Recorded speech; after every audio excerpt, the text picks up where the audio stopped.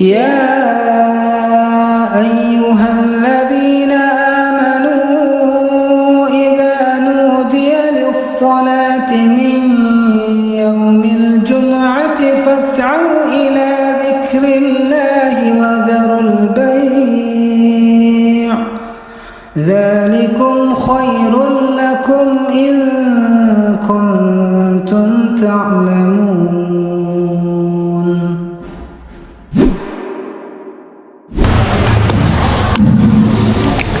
Assalamualaikum warahmatullahi wabarakatuh.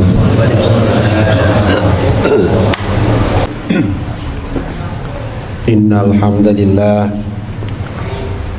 nahmaduhu wa nasta'inuhu wa nastaghfiruh wa na'udzu billahi min shururi anfusina wa min sayyiati a'malina may yahdihillahu fala mudilla lahu wa may yudlilhu fala hadiyalah. Asyhadu an la ilaha illallah wahdahu la syarikalah ilaha wahidah. Asyhadu anna Muhammadan abduhu wa rasuluh la nabiyya ba'dah. Allahumma salli wa sallim ala rasulillah sallallahu alaihi wasallam uswatun hasanah wa ala alihi wa ashabihi wa mawalah la haula wa la quwwata illa billah. Amma ba'd. Ayuhal hadirun usi ya wa iyyakum bittaqullah ittaqullah haqqa tuqatih fala tamutunna illa wa antum muslimun. Qala Allah ta'ala fi kitabil karim a'udzu billahi samil alim minasy syaithanir rajim. Wa'adallahu alladhina amanu minkum wa 'amilus salihati la yastakhlifannahum fil ardi kama stakhlafal ladzina min qablihim wa la yumakkinanna lahum dinahum alladzi irtada lahum. Al-ayah. Jamaah yang dirahmati Allah, gaya Al-Quran itu sangat unik dalam menyampaikan motivasi atau tafsir, kabar gembira, penyemangat bagi setiap mukmin. Terkadang disebutkan dulu janji-janji Allah dirinci satu persatu sampai sekian poin. Kemudian baru disebutkan syarat atau cara untuk meraih apa yang sudah dijanjikan. Atau terkadang disebutkan dulu syarat-syarat yang perlu dimiliki, perilaku, dasar-dasarnya, kaidah-kaidah dalam melaksanakan amalan. Baru nanti di ujung diberikan apa saja janji yang Allah pastikan. Pola seperti ini sangat banyak di dalam Quran. Pola yang pertama yakni mensyaratkan dulu amalia, kaidah, dasar yang harus dimiliki seorang mukmin untuk kemudian disebutkan janjinya apa. Misalnya Al-Mu'minun ayat 1 sampai 11. Ayat ini merinci syarat apa yang harus kita lakukan. Baru di ujung nanti disebut dengan ulaikal ladzina yarisunal firdaus. Begitulah di surat lain. Sebaliknya ada pula yang menyebutkan dulu janjinya apa saja, yang tujuannya adalah memotivasi kita agar meraih posisi tertentu. Baru disebutkan syarat apa yang mesti kita miliki agar meraih itu. Jamaah, berkenaan dengan itu kita coba bedah satu ayat yang kira-kira berkenaan dengan al-makan, meraih al-makan melalui keimanan.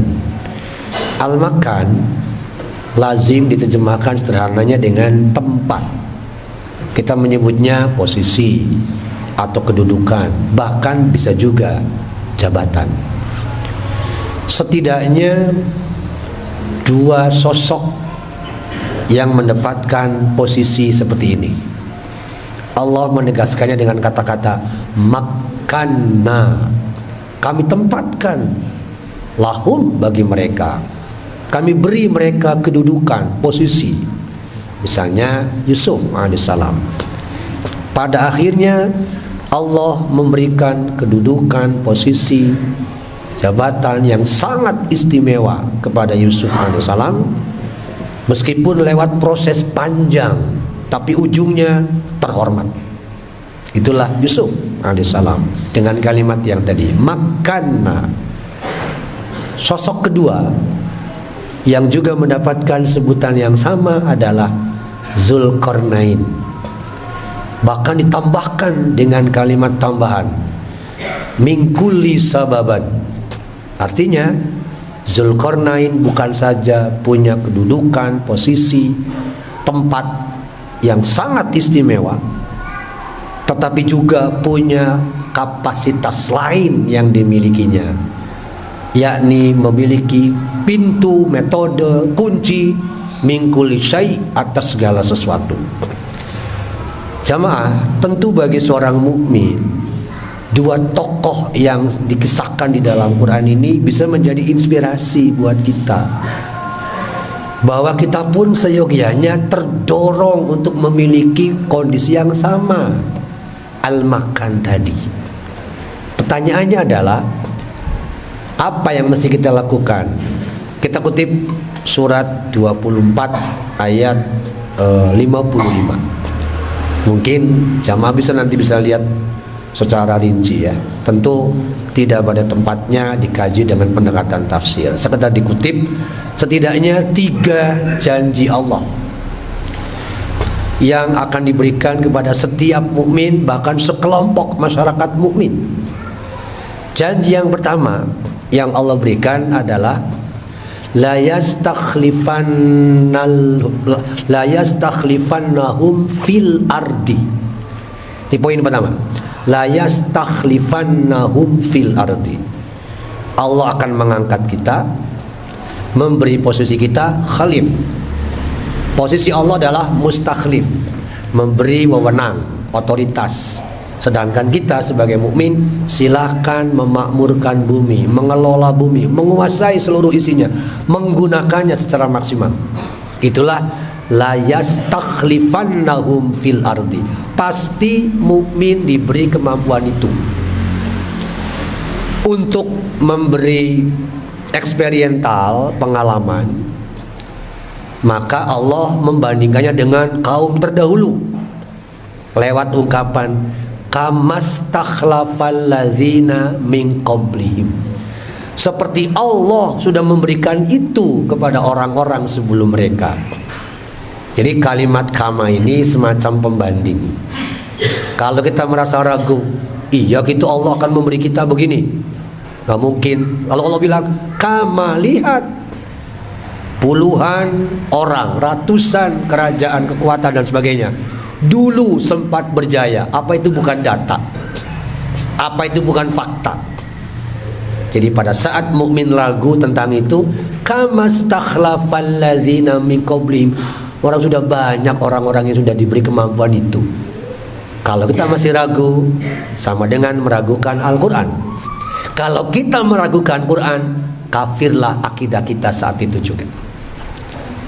Sebab Al-Quran la raiba fi. Poin pertama. Jadi kita ini pasti menjadi khalif karena Allah memberi kita mustakhlif. Yang kedua, ayat ini menegaskan wala yumakkinanna lahum. Allah mengokohkan, menempatkan agamamu sebagai agama yang irtadolahum, yang sudah Allah ridhoi. Diperkuat lagi oleh surat Al-Maidah ayat 3 atau kalimat yang populer, inna dina indallahil Islam. Poin kedua ini juga mestinya mendorong setiap kita sebagai mukmin untuk merasa nyaman, merasa bangga, merasa kuat bahwa Islam berbasis Quran tadi luar biasa. Bukan sebaliknya, merasa rendah, merasa minder, atau bahkan muncul penyakit-penyakit batin lain terhadap sesama muslim. Yang kedua. Yang ketiga, Janji yang Allah berikan adalah wala yubaddilannahum mim ba'di khaufihim amna. Pasti Allah menggantikan kondisi kalian yang tadinya serba takut, serba gelisah, serba cemas, dan berbagai penyakit kejiwaan lainnya menjadi amna, pribadi yang tetap tenang, cool, tetap optimis, lepas dari semua penyakit gelisah, menatap hidup dengan penuh kenyamanan. Anzala alaihimus sakinah, Allah turunkan kepada mereka ketentraman. Itulah 3 janji yang pasti Allah berikan. Fakta yang kemudian terjadi, mengapa sampai hari ini kita sebagai umat Islam Indonesia pun masih menjadi tamu, belum sepenuhnya menguasai sumber daya alam yang sedemikian besar? Ada apa di balik itu? Mari kita lihat syaratnya. Apakah memenuhi syarat itu atau tidak? Yang pertama, Allah menetapkan syarat. Kalau kita ingin mendapatkan al-makan sebagaimana Zulkarnain, sebagaimana Yusuf alaihissalam, maka syarat pertama adalah allazina amanu. Tetapi tidak cukup dengan kalimat verbal, saya sudah beriman. Tidak cukup. Ada kalimat berikutnya yang saling menguatkan. Apa kata Allah? Disebutkannya dengan la tusyrikuna bi syai'an. Amanu tidak cukup. Sebab tidak sedikit orang yang begitu mudah mengatakan amantu billah, aku beriman kepada Allah, tapi sadar atau tidak dia masih melakukan tindakan-tindakan syirik. Jadi kalimat la tusyrikuna bi syai'an menjadi mutlak. Sekarang kita lihat, apakah para pemimpin kita mengajarkan al-mu'minuna haqqa, menjadi mukmin yang benar, atau sadar atau tidak mengajarkan kesyirikan? Peristiwa pertama, masih ingat di Mandalika, NTB sana, ketika seorang dukun, seorang pawang hujan dengan percaya diri bisa menahan hujan, lalu menyebut kakek buyutnya, meminta kepada dia supaya menghentikan hujan di langit sana. Pertanyaannya, berdoa kepada siapakah dia? Dengan cara Islamkah dia? Bagi saya, tusyrikunallaha syai'an. Dia sedang menyekutukan Allah dengan sesuatu. Pertanyaannya, siapa yang menyewanya? Siapa yang membayarnya? Pemimpin. Lalu kita diam saja, sama saja dengan mereka. Itu yang pertama. Apakah kemudian hujan berhenti? Enggak juga, tetap aja. Sebab hujan urusan Allah, bukan urusan dukun tadi. Hujan itu salah satu kegaiban yang sangat tegas disebutkan di dalam surat Luqman ayat 34. Bagian dari mafatihul gaib. Contoh pertama. Contoh kedua, di IKN sana beberapa hari yang lalu, sama sang dukun ini pun disewa entah oleh siapa, dengan metode yang sama. Alhamdulillah, Allah menurunkan hujan. Batal lagi. Pertanyaannya, siapa yang menyuruh? Siapa yang meng-ACC? Kita prihatin. Wapres kita kan Pak Yai. Kenapa membiarkan seperti ini terjadi? Ada apa? Itu yang kedua, ya. Yang ketiga, alhamdulillah, pemerintah daerah Aceh mengusir Roro sang dukun tadi. Kami nggak butuh, diusirlah. Kami nggak butuh. Aceh itu masyarakat Islam. Syariat Islam dipakai di sini. Anda hanya mengajak kami berbuat syirik. Bayangkan kalau pemimpin kita semua seperti ini, tauhidnya hebat. Itu akan berdampak besar pada kondisi batin seluruh warga masyarakat Indonesia, khususnya yang muslim. Jadi jamaah yang dirahmati Allah, kalau pemimpinnya melakukan tindakan itu, lalu kita diam saja, apa bedanya dengan mereka? Kita akan menyesal nanti di akhiratnya. Karena itu syarat pertama, mari kita belajar bersihkan akidah ini. Sebab dengan akidah yang bersih Allah saja, sebagaimana perintah surat Al-Ikhlas, berdampak kemana-mana. Dalam bahasa Syekh Said Sabiq, akidah itu bisa menjadi paling tidak pertama tahzibus suluk, membersihkan, mengajak kita mau melakukan penelusuran untuk membersihkan semua anasir buruk di dalam diri. Akidah juga bisa menjadi alat untuk tazkiyatun nufus dan seterusnya. Jamaah yang dirahmati Allah, bahkan akidah pula dengan rukun iman yang sudah kita hafal akan menjadi pendorong setiap mukmin untuk siap menjadi aulia bagi mukmin yang lain. Oleh karena itu, jamaah yang dirahmati Allah, dengan gambaran tadi kita semestinya mengembangkan semangat untuk saling memotivasi dalam iman yang benar.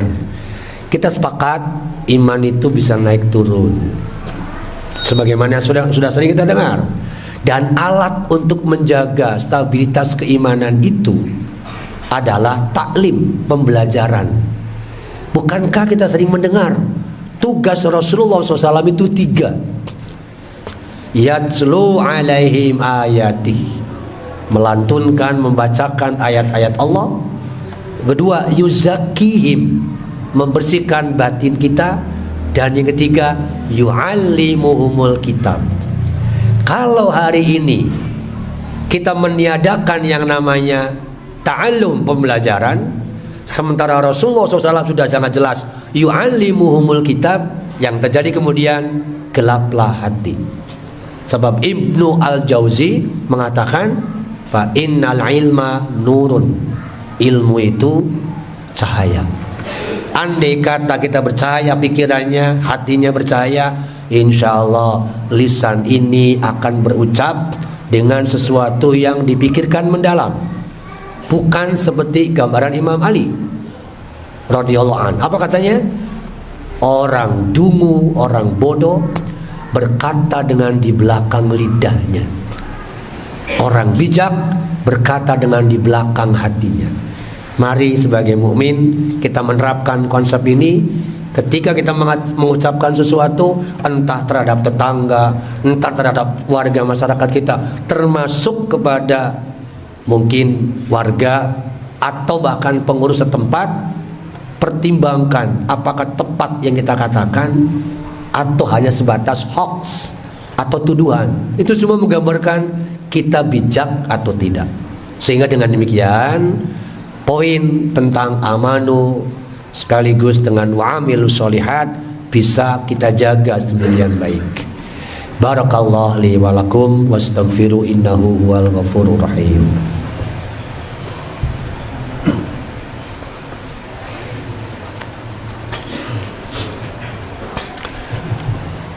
Hamdan syukran lillah, syahadu an la ilaha illallah wahdahu la syarikalah, ilahu wahidah, syahadu anna Muhammadan abduhu rasuluh la nabiyya ba'dah. Allahumma sholli wa sallim ala rasulillah uswatun hasanah wa ala alihi wa ashabihi wa mawalah. Amma ba'd. Jemaah Jumat yang dirahmati Allah, gambaran awal menyebutkan tentang 3 janji yang sudah Allah sebutkan, dan setiap mukmin pasti meraih 3 itu jika syaratnya terpenuhi. Pertama, Allah akan menempatkan mereka menjadi mustakhlif, menjadi khalif, pengelola, penguasa seluruh bumi ini, sumber dayanya, sehingga mereka mengalami kemakmuran yang berkeadilan dan keadilan yang berkemakmuran.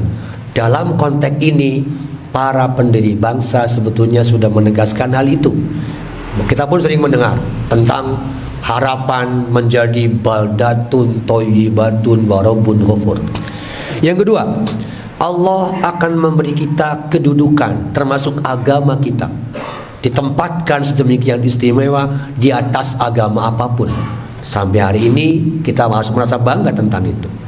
Yang ketiga, Allah akan memberi kita amna, rasa ketentraman yang luar biasa sebagai muslim, tidak pernah mengalami kegelisahan, karena pada saat kita menghadapi sesuatu masalah tetap menjadikan Allah sebagai tempat berharap.